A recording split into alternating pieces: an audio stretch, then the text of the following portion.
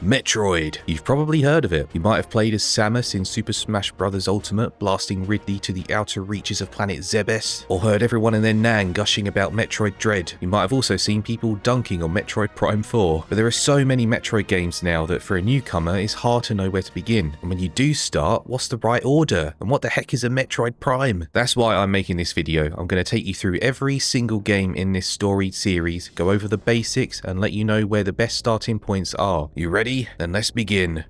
Our first stop on this tour is Metroid. The one, the only, the original you might say. Metroid was released for the NES on August 6th, 1986. Samus Aran, famous bounty hunter, has been hired by the Galactic Federation to destroy a crew of space pirates on planet Zebes. Their plan is to use dangerous creatures called Metroids to wreak havoc across the galaxy, and they're led by Mother Brain, who is a creepy one-eyed brain monster in a jar. Samus grew up on Zebes and was raised by a bird-like species called the Chozo, all of whom either escaped or were killed, so Samus has a personal interest in fighting back against their aggressors. Metroid is a search action game. It didn't invent the genre, but it did popularize it to the point where people usually call it the origin of Metroidvanias as we know them today. So what does search action even mean? Well, for a start, it means the game plays like any other 2D side-scroller. You move left, right, up and down, shooting enemies that get in your way. But here's where the search part comes in. There are no traditional levels. You're plonked into a big map where you can go in many different directions, with some pathways that are closed off until you get new items to unlock them. Metroid is about isolation and backtracking. You explore, make mental or physical notes about what you've seen, and when you hit a roadblock, you go back to find another path. Eventually, you might memorize the entire map. On your journey, you'll find new abilities for Samus to use. Missiles, a longer energy beam, the Morph Ball. This is actually the first power-up in the game. Head left when you spawn in and you'll find it, which already does a good job of training you not to head right by default, which was the case with some other side-scrollers of the time, like Super Mario Bros. Metroid is a fascinating game, and I think it's a good one, but what it's really lacking is a map or any way to check what power-ups you've acquired. When you get the Morph Ball, it doesn't even tell you it's the Morph Ball, it just plays a cool tune. Instead, I think they relied on you looking at the game manual to figure things out. There isn't even a proper save system, only passwords. That doesn't really matter nowadays though because of save states, which are so easy to use on Switch or Switch 2. I use my Switch 2 for this video, by the way. I'll also say that Metroid is quite hard. Enemies deal a lot of damage and the health pickups they drop aren't amazing, with smaller pickups restoring a whopping 5 units of health. You only spawn in with 30 units of health, bear in mind, with 99 being the maximum. You can find energy tanks to increase your chances of survival, but for modern audiences it can be tough to get used to. However, if you like ancient video games and ones that give you a good challenge, this could be a decent place to start. For most people though, I'd look at the next game on our tour, which is Metroid Zero Mission. This released for the Game Boy Advance on February 9th, 2004, and is a full remake of Metroid 1, which is why I placed it here in this part of the video. It takes the general map design of the original NES version and tweaks it so it's a more guided experience, with certain Chozo statues marking objectives on your map. You'll still need to figure out how to get to those markers, but it's more beginner friendly. Also, yes, there is a map, which changes everything. You don't have to make a mental or physical note of where you've been or what corridor leads to where, because it's all here for you to look at. Also, the visuals and soundtrack are incredible. The Metroid 1 soundtrack was great, but Zero Mission reimagines it for the GBA with added instrumentation and oomph. And look at the pixel art here, it's just so beautiful. Just an outstanding looking GBA game. Metroid Zero Mission adds new story moments in addition to remaking what was already there in Metroid 1, so really this is the definitive way to play Samus's first adventure. If you want to start at the very beginning of the Metroid timeline, this is how I'd recommend doing it. It's also one of my favourite games in the franchise. The controls are tighter, it's super fast paced, and it won't take long to beat. A phenomenal remake, one of the best remakes I've ever seen actually. Next on our tour is Metroid 2 Return of Samus for the Game Boy, which released in November 1991. For some reason, the actual day is a bit murky. This is a really weird rabbit hole I didn't expect to go down, and I have no idea why the true release date might have been lost to time. Anyway, Metroid 2 was well received at the time, but it's a bit dated nowadays for multiple reasons. Firstly, the Game Boy screen was so small, which means that Samus now takes up a huge chunk of it. Next, unless you played the Super Game Boy version, you'll either be dealing with black and white pixels or the very basic colours you see here when it's running in Game Boy Color mode. And then there's this. My ears. Yeah, the music is a bit hit or miss. The first theme that plays when you're running around the planet's surface is great, one of my favourites in the series actually, but it goes a bit downhill after that. But Metroid 2 is also an improvement in some areas, like the ability to crouch and shoot, which was not a thing in Metroid 1. You also have missiles and the morph ball right from the very beginning, which is awesome. The game also introduces new power-ups that would become series staples going forwards, and even has a dedicated save system, which you use by standing on these platforms. Now, I don't really want to spoil too much of the story, but I will say that the game takes place on SR388, which is the home planet of the Metroids. Samus's main goal is to find and destroy them, which you can see by the counter here at the bottom right of the screen. Metroids have different, more powerful forms than they had in the first game, so you want to watch out and make sure that you're ready for each fight. Metroid 2 isn't a bad game from what I've played, but I wouldn't recommend it as a starting point. The next game though, that's different.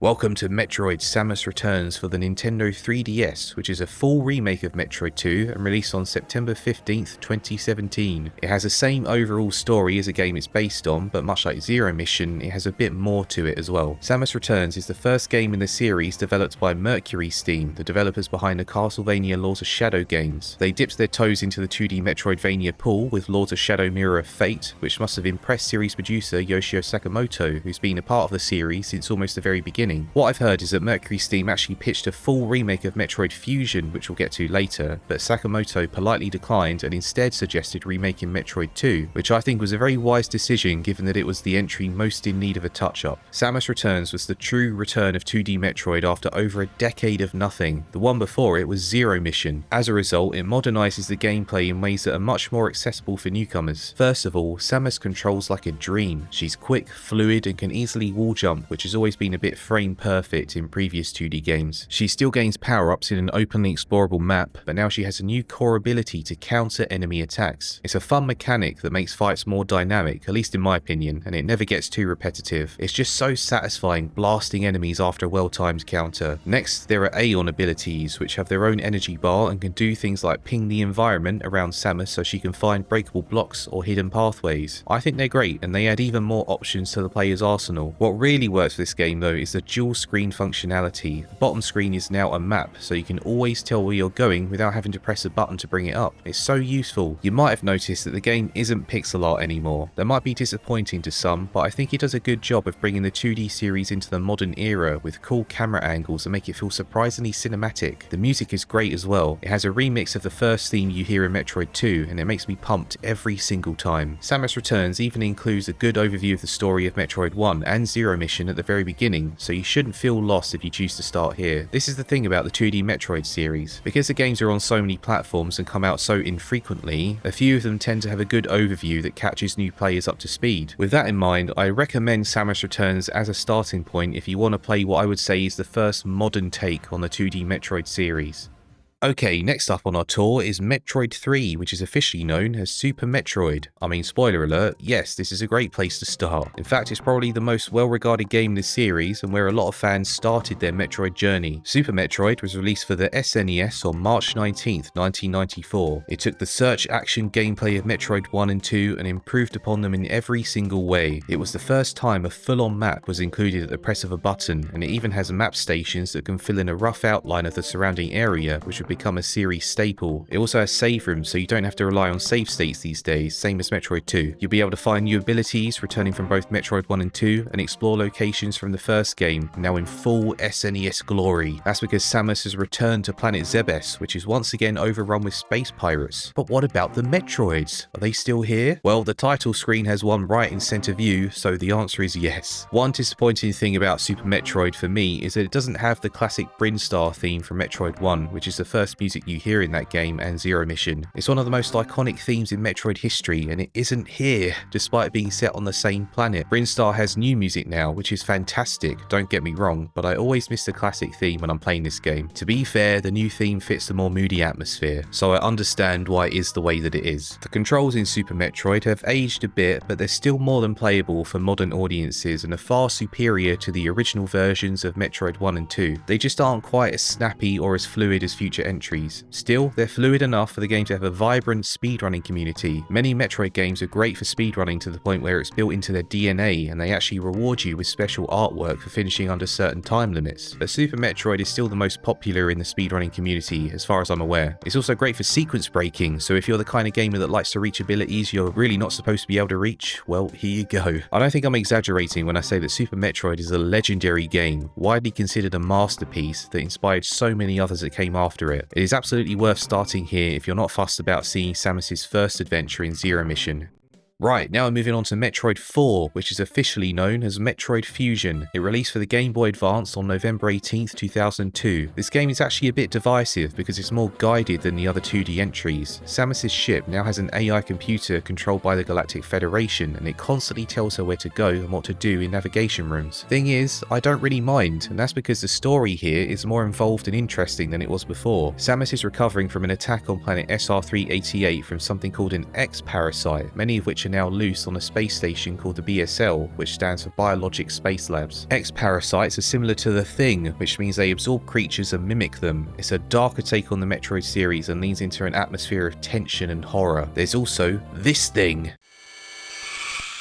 It's called the SAX. Samus's suit is partly biological, weirdly enough, so when the X-Parasite infected her, it got into the suit as well. When the suit was surgically removed, it was fully taken over by the X-Parasite and now walks around the station mimicking a fully powered up Samus. Yes, you will encounter it a few times throughout the story, and yes, it's kind of scary. At first, you'll be so weak that you just have to run away from it, and you never know when it's going to appear next. I mean, it doesn't appear too often, but it's enough to keep you on edge. The story has twists and turns you might not expect, with surprisingly emotional moments. I think it's the best one in the series up to this point, and has a really interesting turn for the Galactic Federation. So that's why I don't particularly mind that the game is more guided than before, but it's worth pointing out that other entries offer a more open experience. Metroid Fusion does have variety in its environments though, despite being set on a space station. That's because there are multiple biomes for different creatures. You'll explore a jungle environment, a water environment, an Arctic environment, you name it. The pixel art is beautiful with fantastic effects, especially for the GBA. Probably one of my favourite looking games on the system, and even though you'll be told what to do and given a general destination, it's still up to you to discover how to get there. Metroid Fusion is a fantastic game, but there's one thing that stops me from recommending it straight away. It doesn't actually catch you up to speed on the story, it kind of assumes you've already played Super Metroid. So as much as I love it, I think I'd recommend starting with Zero Mission, Samus Returns or Super Metroid first, just so you have that knowledge going in. Or, you know, you could look it up online, but where's the fun in that?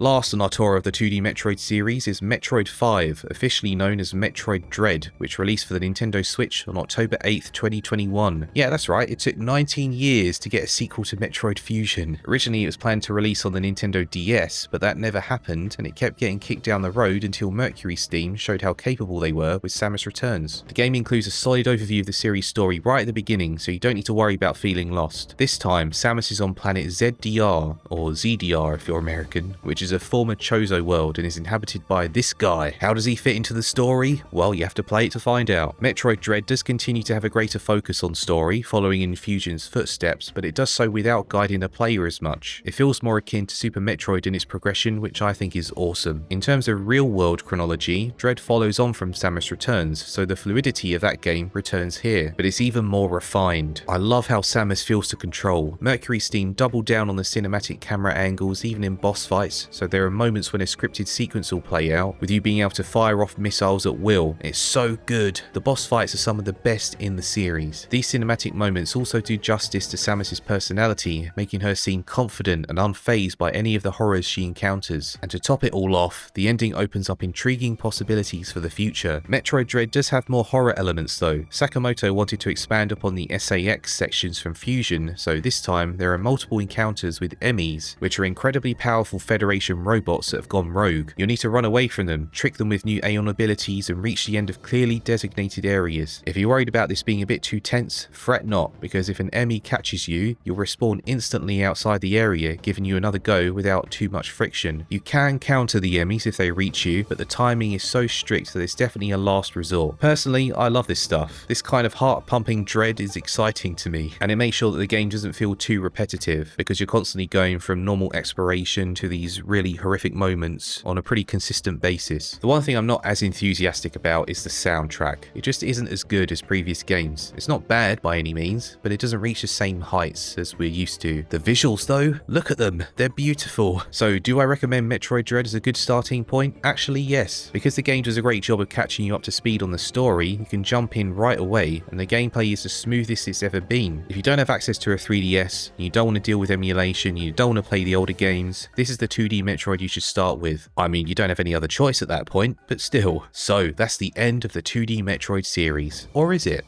The next stop on our tour is Metroid Other M, which is kind of a 2D Metroid game in spirit, but also not, and it's widely considered to be one of the worst games in the franchise. Fun times! Metroid Other M was developed by Team Ninja and released for the Nintendo Wii on August 31st, 2010. It's set right after Super Metroid and involves a lot of talk about a baby. To find out who a baby is, you'll need to play Super Metroid. Sakamoto was very passionate about making this game. In fact, he's publicly expressed his satisfaction with how it turned out. So what's it like? Well, you control Samus in 3D with the Wiimote and only the Wiimote. No nunchucks here. That means you move Samus with the D-pad. Yes, that's right, you move Samus in 3D environments with the D-pad. When you need to aim her arm cannon, you point the Wiimote at the screen and the game switches over to first person mode. In this mode, Samus stands completely still, but she can shoot and lock onto enemies to fire missiles. Then we get to the level design. It's structured like a 3D version of the games we've already looked at, but because this game is so story focused, Samus refuses to use certain abilities until her former CEO authorizes their use, even though she actually has them in her arsenal from the start. Let me explain. Samus has arrived on a Federation station called the Bottle Ship to investigate a distress call, but when she arrives, she bumps into a squad of troops commanded by her former CEO. Yeah, so Samus used to be in the Federation military. This former CEO, Adam, acted as a kind of father figure to her, so she respects him and chooses to go along with his command. On the one hand, I think it's sweet that the two of them have such a close bond, but on the other hand, it's frustrating because every other Metroid game has shown us that Samus is a no-nonsense badass that drops morph ball bombs whenever she wants, thank you very much. Give me the energy tank! Now, functionally, this is no different from finding abilities in previous games. The only difference is the method of collecting them, and because you're not actually collecting them, just letting Adam authorize their use, it feels frustrating and silly from a story perspective. Beyond that, the game's narrative does tend to make Samus a more vulnerable character than we've seen so far, even when Adam is not involved. It isn't consistent with how she's been presented in the rest of the series and has a few plot inconsistencies with other games, including the Metroid Prime trilogy, which I'll get to next. A fair few fans tend to brush this one aside for those reasons alone. Thing is, I actually enjoy playing it despite the issues, and I have a hard time knowing why. Maybe it's the fact that it seems well polished, with great graphics and tight, fast-paced gameplay. The first-person aiming and D-pad movement do let it down, but I think there's a solid foundation here if the series ever attempted another third-person 3D entry. But as it stands, no, this is not a game you should start your Metroid journey with.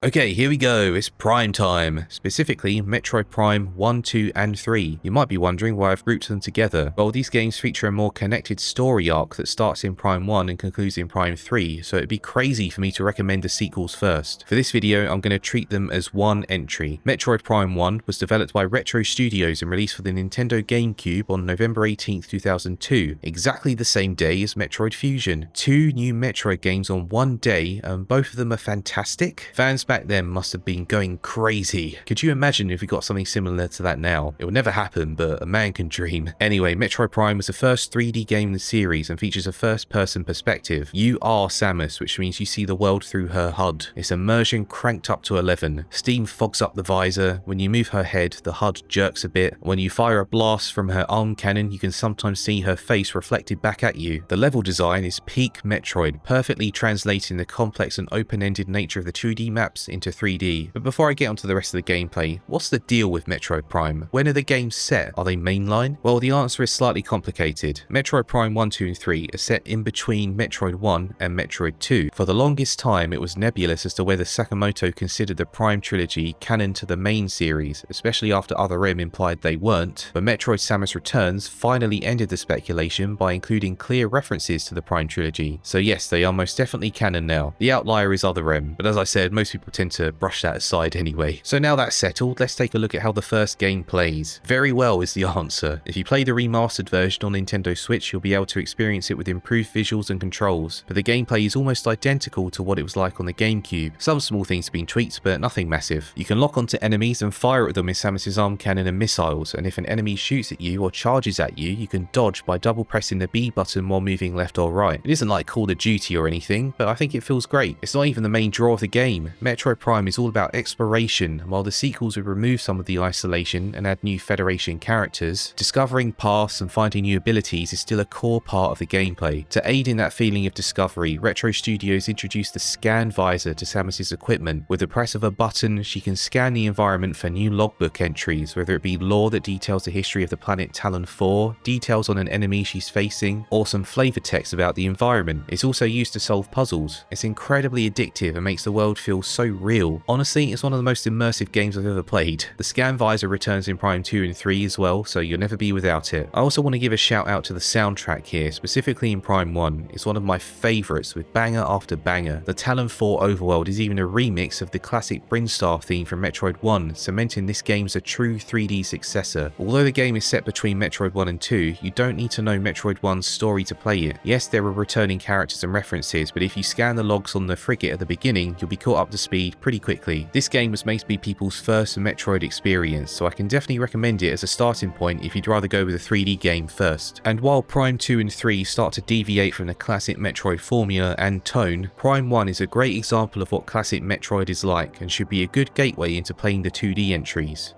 Next on our tour is Metroid Prime Hunters, which released for the Nintendo DS on March 20th, 2006. It's a handheld spin-off of the Prime series, which is in itself a spin-off of the 2D series, so it's a spin-off of a spin-off. Prime Hunters has nothing to do with the story of the main Prime trilogy. It features Samus hunting down artifacts from an ancient civilization before other bounty hunters can reach them. There are 6 hunters in the game, all of which can appear on different worlds at different times. They have their own special weapons that can be acquired after beating them at certain points in the story, and those weapons will allow further progress. You still have the scan visor, the first person perspective, and 3D environments, but it's all shrunk down onto the Nintendo DS. It's quite impressive actually. The main flaw, at least for me, are the controls. They're really awkward because the DS only has a D-pad and no analog sticks. For a 3D game, that's tricky. In this case, they give you the option of using the touchscreen for camera movement, or you can use the face buttons. If you choose to use the face buttons because you find the touchscreen controls too finicky, good luck, because there's no lock-on feature. The game was really meant to be played with the touchscreen. Metroid Prime Hunters also has a multiplayer mode in which you can play as the other hunters as well as Samus. I've never played it myself, but I'm sure it was fun when it first came out. But should you start here nowadays? I don't think so. Hunters isn't a bad game at all, but Prime 1 is a much better choice for newcomers in my opinion.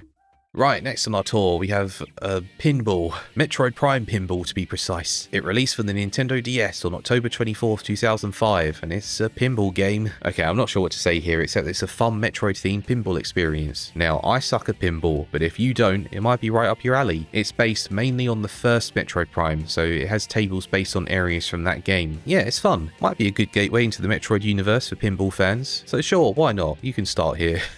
Okay, I'll admit that I completely forgot about this next entry until I started to edit the video and saw I'd recorded footage of it, which doesn't bode well for how memorable it is, but Metroid Prime Federation Force is the next stop on our tour. It was released for the Nintendo 3DS on August 9th, 2016 and came after years of silence post Metroid Other M. People genuinely did not know if Nintendo would continue the series after Other M failed both critically and commercially, so when Federation Force was announced, oh boy! It's a multiplayer focused action game where you play as Federation troopers taking part in linear missions across the galaxy. It's set after Prime 3 and has you fighting space pirates. The gameplay is similar to the other Prime games with a first-person perspective and lock-on based combat, but this time you have a mech that can be modified with different abilities. Because it's on the 3DS, which features a circle pad, Federation Force is much more comfortable to control than Hunters. It even has gyro aiming, which is great, and although it is heavily built around multiplayer, you can play it solo and the difficulty is modified appropriately. Honestly, I don't think it's a bad game. It's pretty fun, but it isn't the most memorable in this series because it lacks what makes a Metroid Metroid, and as a consequence it was buried instantly after launch. If you have access to a 3DS, it might be worth giving it a go, but I would not recommend it as a good starting point. Okay, we've arrived at the last stop on our tour. Metroid Prime 4 Beyond was released for Nintendo Switch and Switch 2 on December 4th, 2025. It has a completely new story set between Super Metroid and Metroid Fusion, so that's why I haven't bundled it with the original Prime trilogy. Despite having the number 4 in the title, the game is made specifically to be accessible to newcomers. Unfortunately, that came at the detriment of features that defined what a Metroid game was in the first place. The map design is much more linear. There are characters you meet throughout the story that tell you what to do and where to go, and there's an almost empty desert that tried to piggyback off the open world craze post Breath of the Wild. Well, I say it's empty, but it's filled with green crystals that you need to collect an insane amount of to finish the game. Here's the thing though, if Prime 4 is your first Metroid game, it does a good job at easing you into the formula. The linear level design is great for those who might be intimidated by the more open experiences of previous games. The story isn't amazing, and it doesn't do a good job of portraying Samus accurately, but you might not know or even care about that if it's your first Metroid game. The gameplay is pretty much the same as the other Prime games, which means it has a smooth lock-on based combat system in first person with an immersive HUD. There isn't much enemy variety though, so I find myself with a bit of a dilemma. It's not a fantastic Metroid Prime game in my opinion, let alone a fantastic Metroid game, but it's also not a terrible game in its own right, and it's very accessible, so do I recommend it as a starting point? I guess I do, as long as you go in knowing that it's a poor example of what a Metroid game traditionally is. It's not on the same level as Metroid Dread, that's for sure.